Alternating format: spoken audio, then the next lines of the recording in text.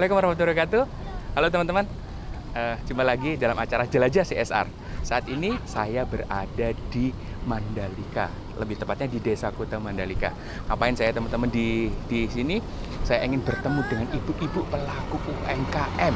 Ya, Mandalika sendiri merupakan 5 destinasi super prioritas yang sudah dicanangkan oleh pemerintah kita. Yang pertama ada Mandalika, yang kedua ada Labuan Bajo, yang ketiga ada Danau Toba, yang keempat ada Likupang, dan yang kelima ada Borobudur. Teman-teman sudah pada jalan-jalan ke salah satu dari 5 destinasi super prioritas itu atau belum? Ayo, kita harus jalan-jalan membantu menggerakkan perekonomian Indonesia. Ya, saksikan terus. Nanti kita akan ngobrol-ngobrol bareng ibu-ibu tersebut. Terima kasih.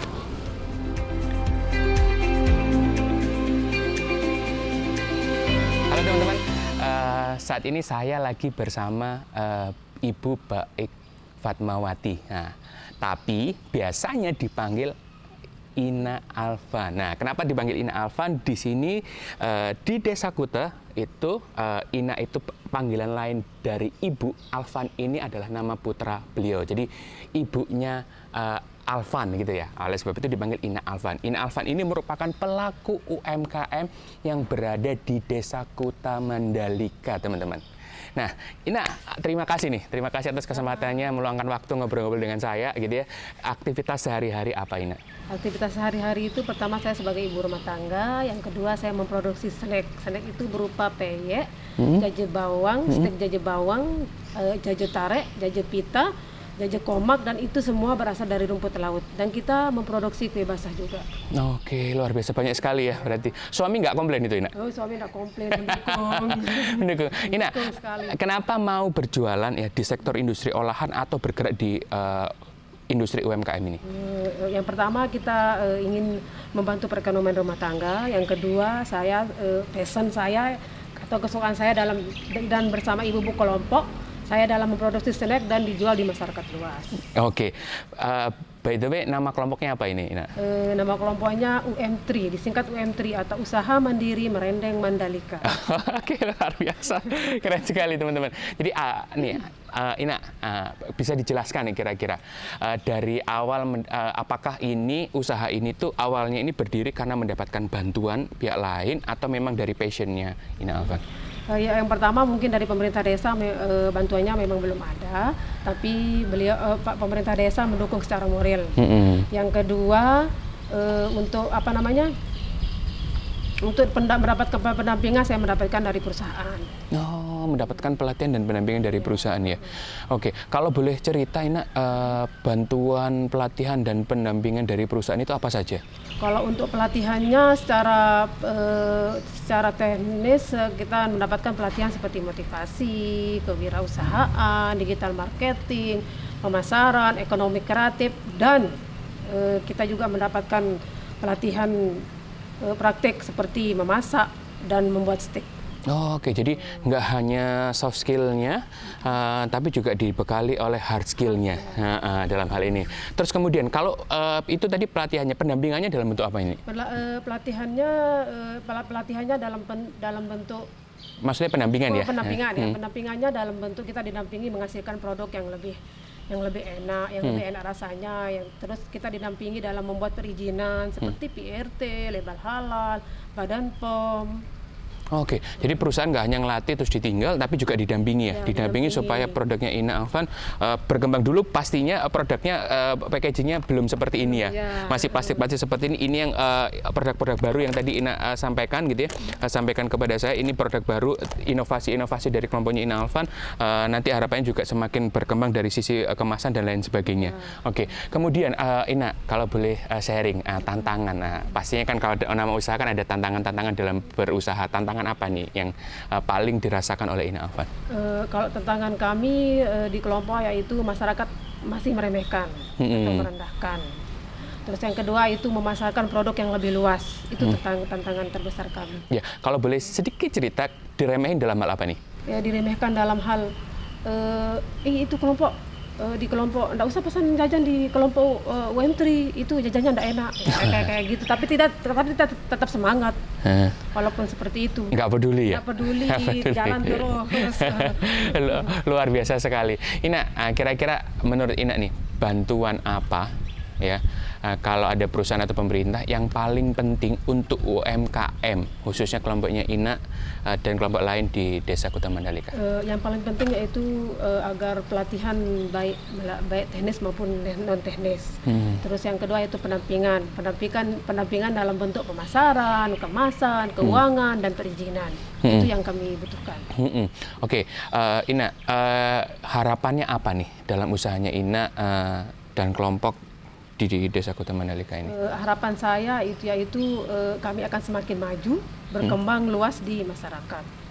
Terus yang kedua yaitu memberikan dampak bagi masyarakat. Contohnya seperti kami menciptakan lapangan pekerjaan untuk masyarakat. Luar biasa sekali, keren Ina semangatnya memberikan dampak, powerful. Statementnya luar biasa. Ina, terakhir Ina, boleh nggak ngasih tips sukses untuk pelaku UMKM di seluruh Indonesia, Ina? Apa, Ina? Tipsnya yaitu yang pertama tetap semangat walaupun diremehkan oleh orang. Tetap membuat kreasi dan produk-produk yang baru. Dan terus semangat dalam menjalankan usaha. Oke, luar biasa Ina. Oke, itu saja. Ya. Oke, cukup teman-teman, luar biasa Ina. Terima kasih sekali meluangkan waktunya ketemu dengan saya, ngobrol-ngobrol dengan saya. Itu tadi teman-teman merupakan bagaimana saya ngobrol-ngobrol dengan Ina Alvan. Ya, nanti kita akan summary kira-kira bagaimana sih UMKM itu dapat bertahan dan dapat sukses dari obrolan singkat saya dengan Ina Alvan. Itu saja. Terima kasih.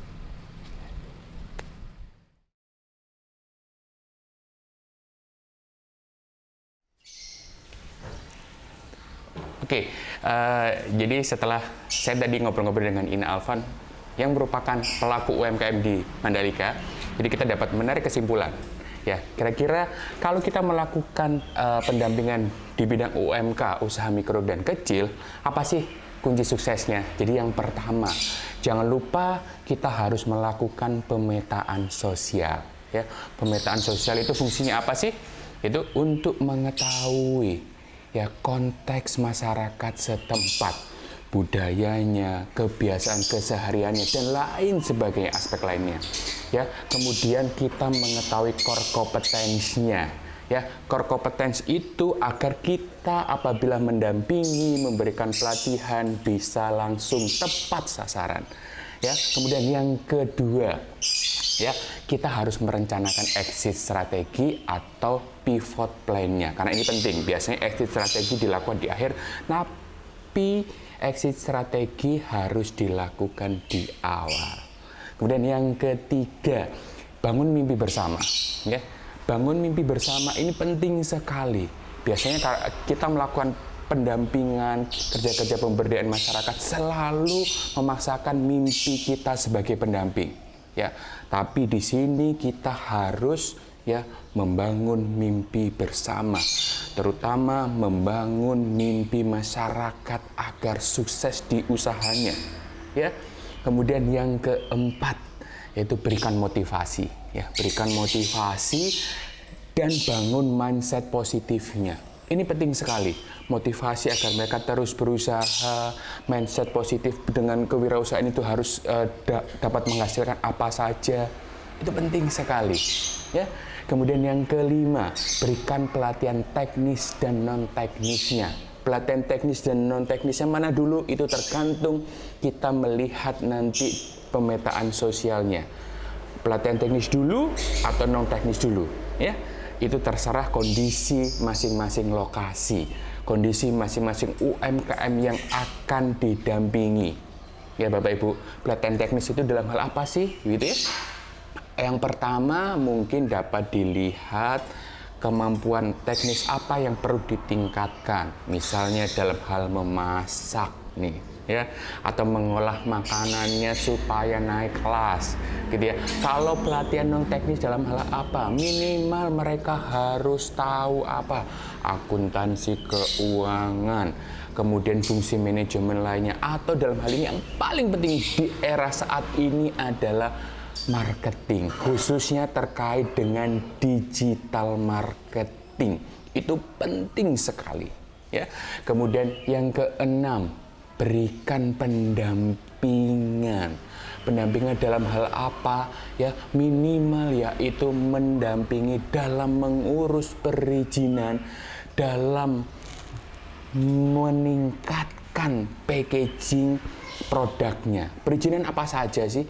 PIRT, kemudian apalagi halal, BPOM, dan lain sebagainya. PIRT saat ini UMKM diminta mengurus NIB terlebih dahulu, itu nomor induk berusaha.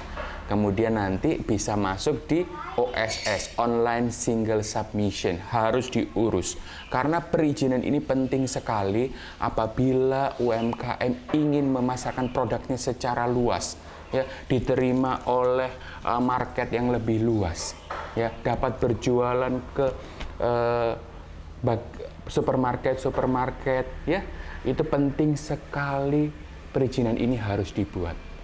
Dan yang terakhir, yang ketujuh adalah selalu tingkatkan kreativitas, tingkatkan inovasi dan perbaikan. Ya, ini adalah aspek penting di era saat ini, ya, di era disruptif dan di era yang tidak menentu. Jadi harus ada inovasi, harus ada kreativitas dan perbaikan-perbaikan produknya. Ya, itu saja. Jayalah terus UMKM Indonesia, lakukan pendampingan yang berdampak. Terima kasih. Wassalamualaikum warahmatullahi wabarakatuh.